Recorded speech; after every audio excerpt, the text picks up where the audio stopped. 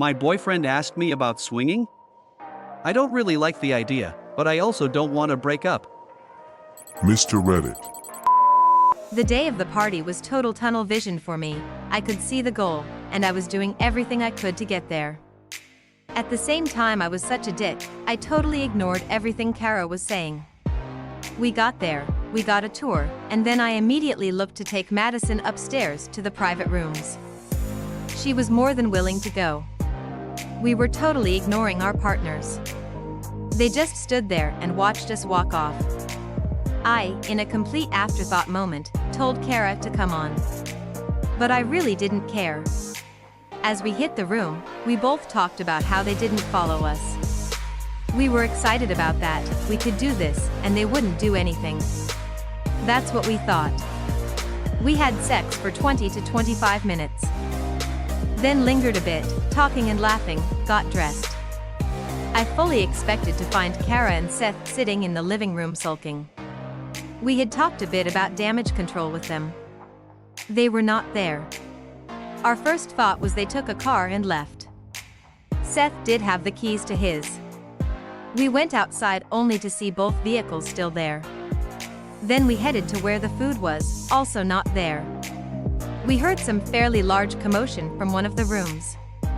Imagine my shock as I walked in to see Kara engaging with others, and having sex with Seth. There were several people in the room they had chosen to play. Madison was just as mind blown, the fallout was massive and immediate. We screamed and yelled at each other the whole way home and through the night.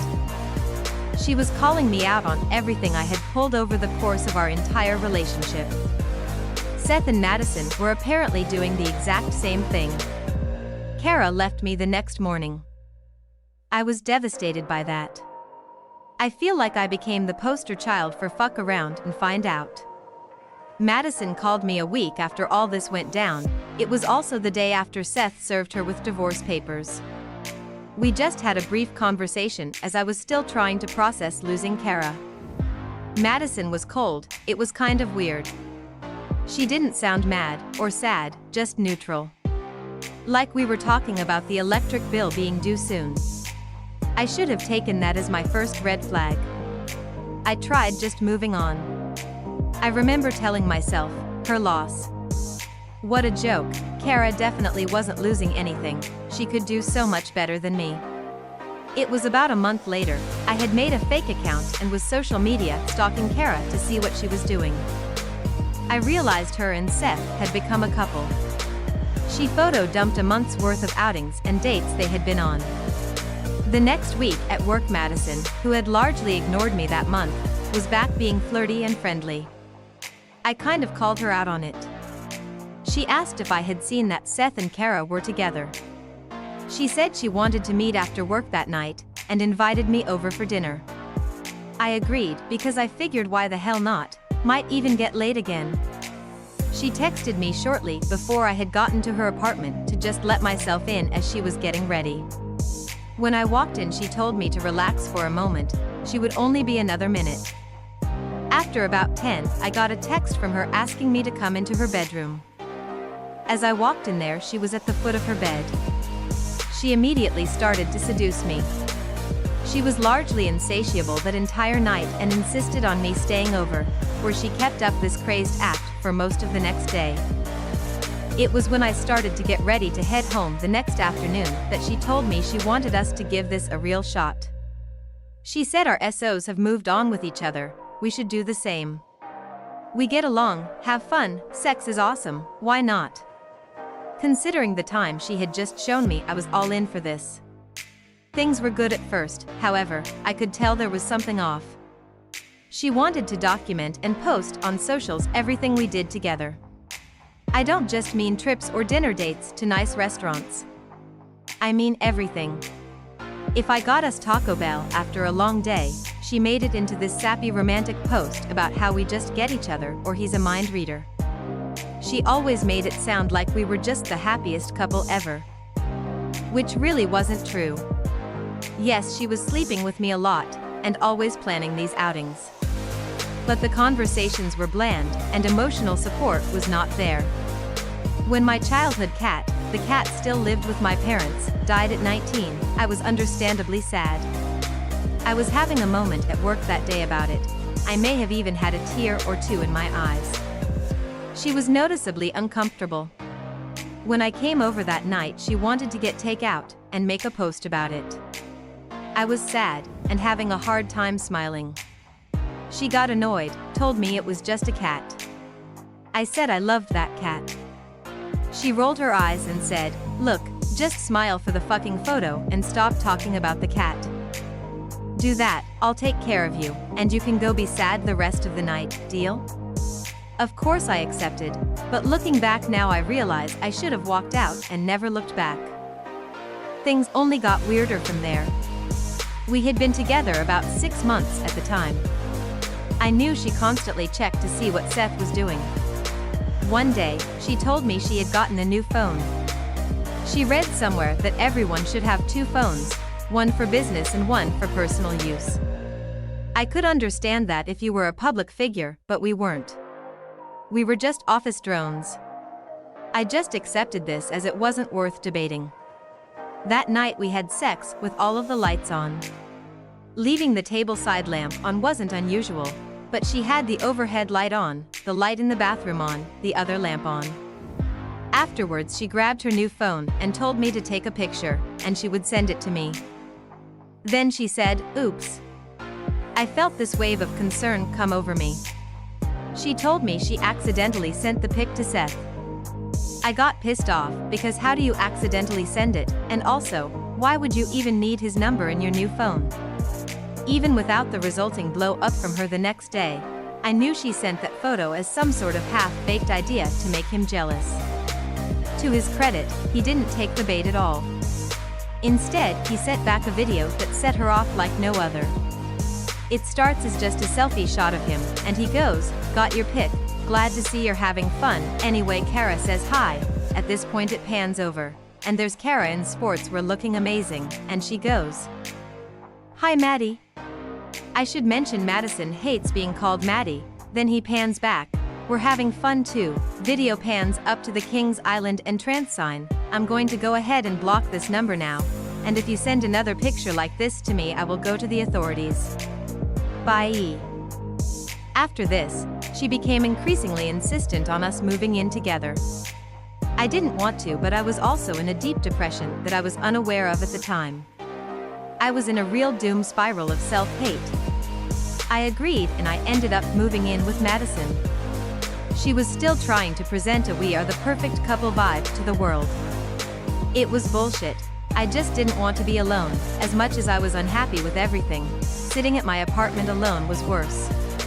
Which is how I ended up where I am today. It was about 2 months after we moved in together I saw on Kara's socials that her and Seth had broken up. Looks like it was mutual and amicable, no real detail. That was over a year ago. And they appear to still be friends.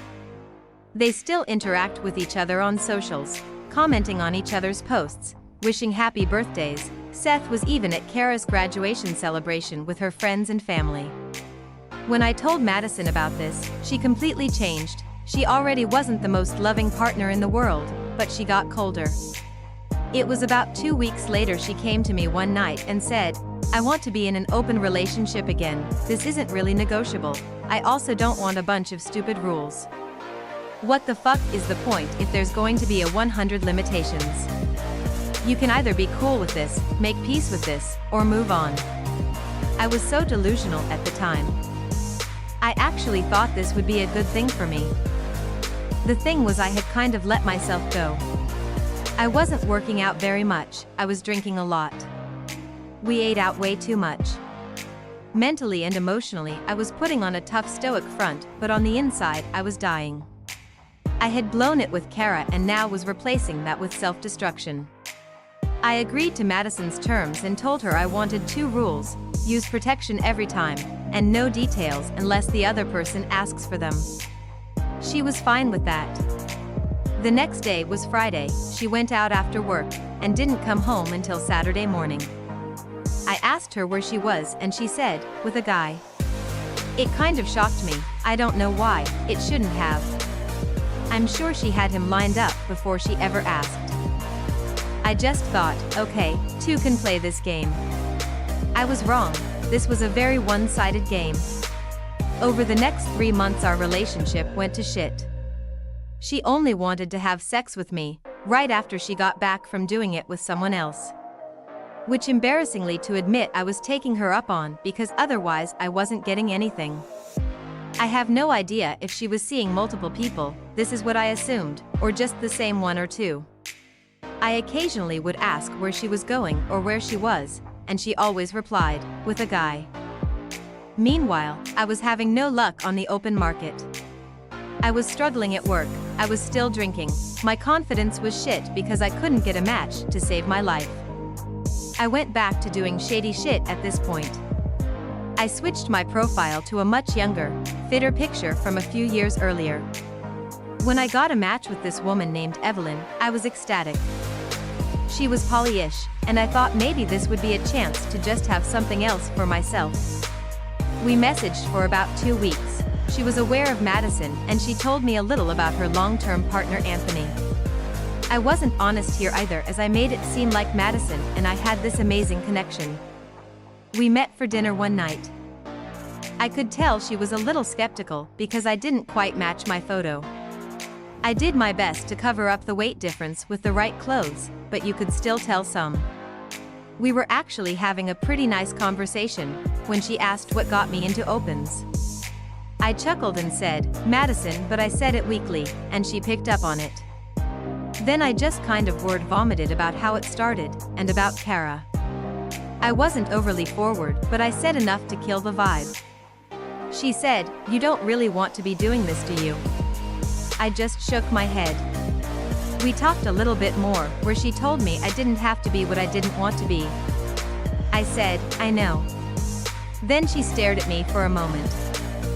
You also can be what you actually want to be. That hit me like a ton of bricks. I asked if she wanted to go and I'd take her back home. She said I didn't need to, she had messaged Anthony to pick her up and he was probably outside already. I paid the check and thanked her for the night, then headed out ahead of her. I got home and was thinking about what she said. It was true that I didn't like myself. I checked Kara's socials, only to discover at that moment she was in a new relationship. I felt all those same familiar feelings of loss, jealousy, self-pity. I went to bed but couldn't sleep. Madison came rolling in at 2 a.m. trying to initiate with me, which was a clear indicator of what she had done that night. I wasn't interested and rejected her. She got a little pissy, but not much. She said, wait, you had a date tonight, how did it go? Did it go good? Must have if you don't want any. I said, it went fine. She in a condescending way said, fine?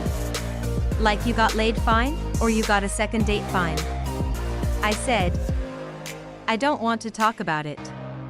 She said, oh no, you had 2 rules, one of them is no details unless asked, and I'm asking. I begrudgingly replied, neither then, we won't be going out again, but it went fine.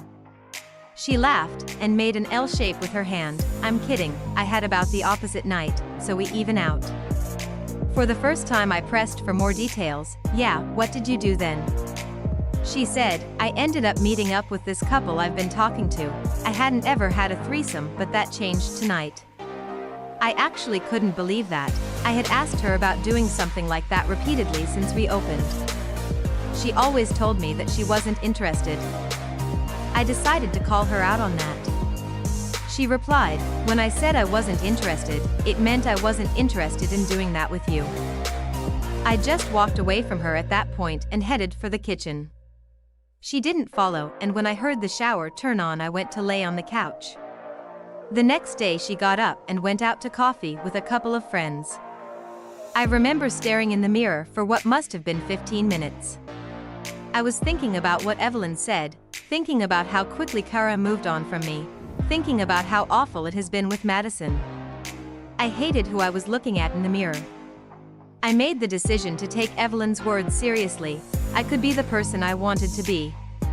That was maybe just a little over a year ago now. I am still living with Madison. I am cordial and polite to her, she is not that way to me. I refuse to sleep with her, which has led her to go out more often, and I'm pretty sure she has at least 2 full-time FWBs. I have been sober for a year now, and have been hitting the gym frequently. I might even say I'm in better shape than I was before. I put myself into work and have been getting noticed. I like taking on a little more than I have to, and focusing on some of the tougher assignments. My ultimate goal is to one day be a VP. I have been attending bi-weekly therapy appointments this whole time. I really had to face a lot of my own behaviors and shame. It's been a long road of self-discovery. I think it will be very beneficial when I hit the dating scene again. I haven't even tried for a relationship during this time. I'm finally ready to move forward with my life. I haven't told Madison any of this. I don't feel I owe her anything. She is a cold and bitter woman who uses people. That might be the toughest part. She expects me to basically serve her, which I have done for a long time just to keep the peace. I am done. I have lined up a new apartment for myself, and will be moving out this week. I'm just going to pack up and leave. I'll leave a note behind. I have managed to find a new job as well. A competitor was looking to fill a director position. I didn't land that position, but they also needed an assistant director, and I was offered that. There was a pay increase, so I accepted the assistant spot. I also am looking at this as a chance to grow. I don't want to go into it with any bitterness towards whoever got the director spot. Even though they will be my direct boss I'm working with on a daily basis. I'm going to do whatever I can to be of value. Well, this is long enough already. I can't wait to start this new chapter, and am finally happy with the person I see in the mirror. Wish me luck. I, Seth 30M, started a new job about 6 months ago. I switched companies to become this new one's director of projects. Huge pay increase for me. At the time they actually needed both a director and an assistant director. I was really excited about the position. On the first day, I met early with the VP. I, along with the assistant director, were going to be introduced to our team today. I had arrived first and was chatting with the VP when the AD arrived. Much to my surprise, it was Leland, 30M, the guy my ex-wife cheated with. He looked more shocked than I did, I'm sure. Kind of funny now thinking back to how big his eyes got when he saw me. The VP was noticeably confused, but we played it off. The rest of the day went on as normal, tense, but normal. At the end of the day, Leland approached me wanting to talk. I told him sternly, I don't need you to say anything. I don't want to hear from you on anything other than work. I don't know how you managed to get this position, but you better do your job and do it well, because I will be making sure everything is perfect. I then turned and walked away. He stopped me and said, I am qualified for this position. I know you think I'm just a piece of shit. And I was. I'm sorry for all that, but I'll show you, I'm worthy of this chance. I began walking away, and he yelled one more thing, also, I left Madison. I didn't believe him one bit. Why would I? This guy wrecked my marriage. Well, in the 6 months we have been working together, he has actually been really valuable. He knows his stuff and he always comes through before deadline. I only talk with him about work, and kind of give the cold shoulder to anything else. He is friendly but professional and respectful with me and the other staff members. He has not once since that first day brought up Kara or Madison. Anyway, I'm starting to feel bad. I do talk more personally with the other staff. Simple stuff like asking how their weekend was or how the kids are doing. I don't ask him about anything other than work. Some of the staff will go out on Fridays, and I started to notice that he was never invited. I decided to ask the young, no-filter intern why, and he told me, first off, everyone loves you, especially compared to the last guy. Alina picked up on you not liking him, got to be a reason for that, so we all keep our distance. Well fuck, he's getting exiled because of me, which really isn't fair. Our past aside, he is really valuable to the team, and hasn't done anything to warrant exclusion from the others. So I started being more personable with him over the past few months. Asking how he's doing, how the weekend was. We started talking sports, which led to talking other stuff. We have a lot in common actually. I still don't like him very much because of our history, but sometimes I feel like Ricky Bobby in that movie after Cal moves into his house like, why am I still talking to you? Anyway, that gave everyone the okay to be friendlier with him, and I heard him get invited to a poker night the other day, so I guess mission accomplished. That brings us to now. I have to evaluate the employees in my department. Within that I can also recommend for termination, renewal, or transfer to another department. There is another assistant director spot within the company that is open, and with my recommendation I'm sure the transfer would get accepted. He would make the same, it's a straight parallel move. He has been a great asset to the team, I'm just not sure about continuing this long-term edit. Okay everyone, I got it. You read back through my previous stuff and want an update on what happened with Kara. We were good, the relationship was fun and exciting. However, when we got to around the 7-month mark we both started to change. I began to become more insecure about her. I have no doubt this stems from the trauma I suffered in my marriage. It was a me problem. I was a little suffocating, and I had a lot of anxiety when she was on her phone or going out without me. This led to me being a bit passive-aggressive. I owned it then, and we talked about it a lot. At the same time, she was nearing her graduation and getting her BSN. She was only 21 when we got together and had been mostly in long-term relationships. She had just gotten out of a very controlling one with Leland when we started together. After that relationship, she often told me she felt way more confident about herself. I could tell she was changing into a much stronger and more independent person. A person who wanted to go and discover herself to the fullest extent. I sought out therapy as I had never processed my failed marriage. She sought out independence. Ultimately, we made a decision together to end things. It was very amicable. We remained friends. I was invited to her family graduation party and had a nice time, and while slightly awkward, the weirdness was minimal. We still talk some through social media, but each have our own lives going. Sorry, not much to the story. I think if it were a few years from now and we were meeting, it may have led to more. But for where we both were in life, it was just a matter of right person, wrong time. Maybe someday we will reconnect, you never know, though I'm not holding my breath as I have seen that she has been seeing someone else. I, Madison 29F, have a serious problem. I currently work for a fairly large company. However, the company is going through a bit of a downturn, and some layoffs are expected. I may be one of these. In an effort to get ahead of the game, I have begun applying for positions with some of the other large companies here in the greater Cleveland area. While I have interviews scheduled with 2 employers, these are parallel moves to what I am currently doing. There is a third place I have applied that has an assistant director of marketing position open. This would be a promotion, and I am qualified for it. I have not received a call back for an interview yet, and I believe there may be a sinister reason behind that. My ex-husband, Seth 30M, and my ex-boyfriend, Leland 30M, both work there. They also appear to work together on the same team, which is surprising as they both hated each other at one point in time. Each of these men blame me for the failure of our relationship, which is very far from the truth. My ex-husband Seth and I were together for 4 years. Things were great for most of that time. We had clear roles within our relationship, and they seemed to work for us. We both worked, and he handled a lot of the domestic tasks while I made sure things were organized, planned, and accounted for. Our problems began when we decided to open our relationship.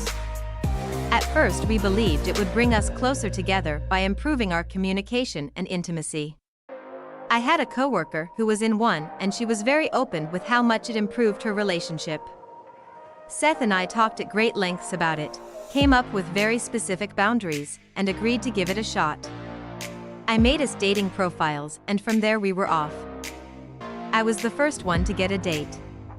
I went on that date and got home just a little later than I expected. This made Seth freak out and threaten me with divorce. I was taken aback because we had agreed to try this. We talked through a lot of stuff ahead of time, and he still had a very aggressive reaction. I told him we could stop and go at a much slower pace. After more discussion, we decided to try swinging, as we felt that would be easier for Seth. At the same time, I had a coworker named Leland, my later live-in boyfriend. He had a girlfriend named Kara. They were into swinging also. We all made plans together to swap at a mutual friend's lifestyle party. Everything was good. It seemed we had all vibed together and were on the same page. At the party, Leland and I wanted to try swapping with our significant others. We asked them to join us in a private room so we could test how far we wanted this to go.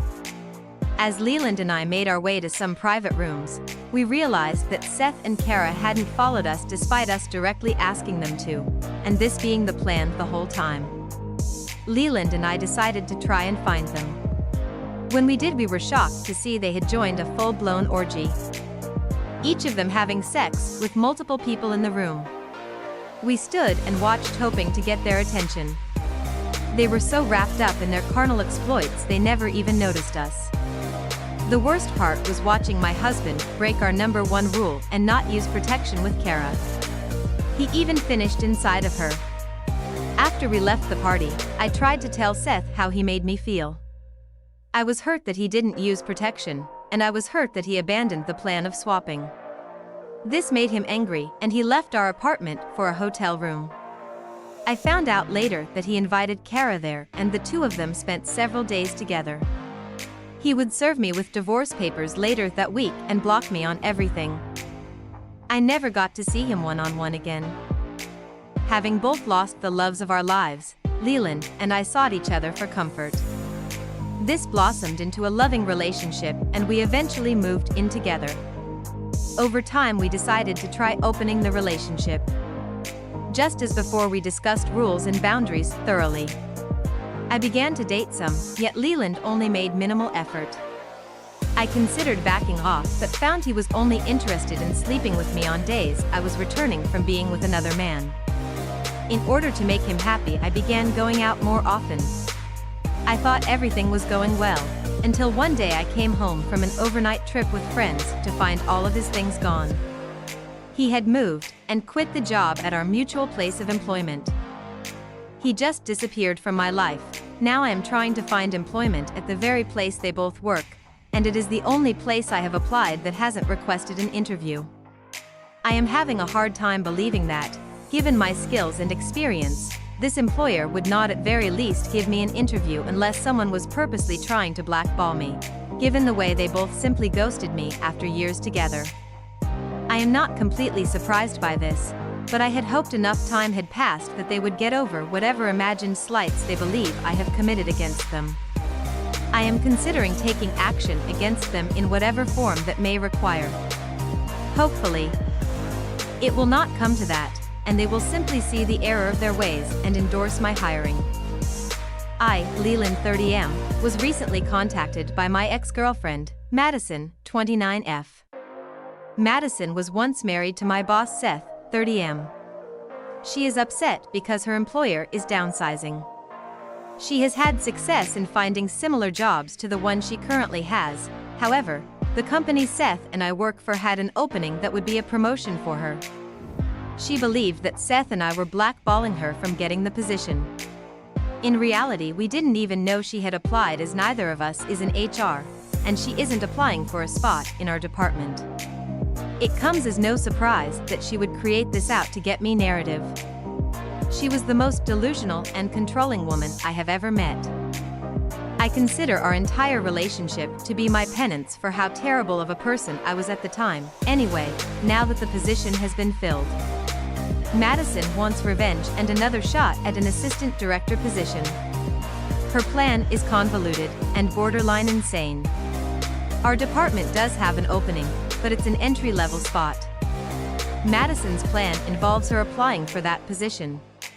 Seth would be part of this, and would be notified of the application because he is the director. Most likely, he will nix that application immediately. Madison is then going to create false text records using old messages between her and Seth.